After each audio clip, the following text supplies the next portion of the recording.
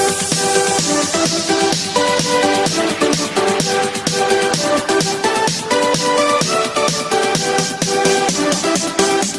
guys! Welcome back to my YouTube channel, and for today's video ay isi-share ko sa inyo ang isang herbal na mabisang gamot para sa ubo ng mga babies.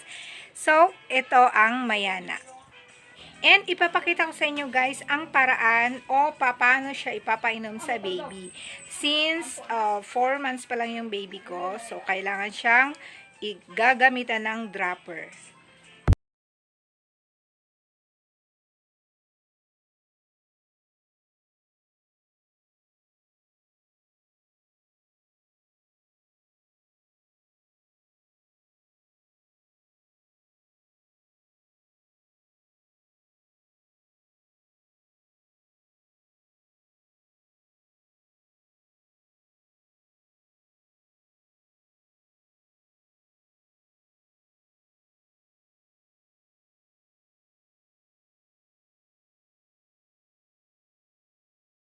Una guys, ay huhugasan natin yung mga dahon ng mayana.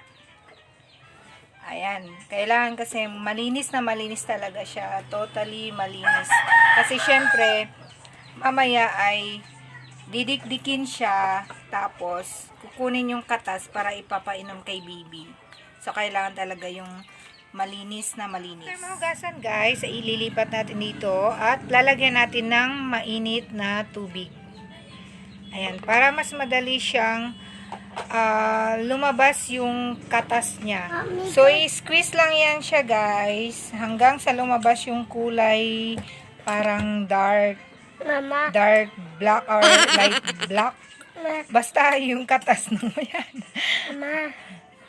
Guys, gamit ang kutsara, kukunin natin yung katas at ililipat natin dito sa kabilang lalagyan na baso. So, ito na nga guys, ang finished product ng ating pinigang mayana, red mayana. Ayan, so may nakaready na akong dropper dito. Actually, hinaluan ko siya ng honey para hindi naman siya masyadong mapait. Okay, so ready na ang baby namin para uminom ng gamot niya.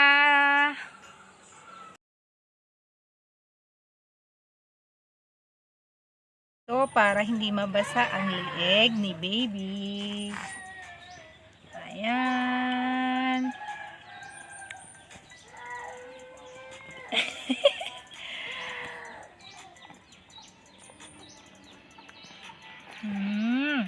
Yummy. Ang gamot na to guys ay herbal, kaya walang overdose na mangyayari kahit na sabihin natin maparami ang inom ni baby. Herbal siya, pure herbal with honey, pure herbal na mayana leaves and honey. Sigaw mata. Bebe. Bebe. It's okay. Be.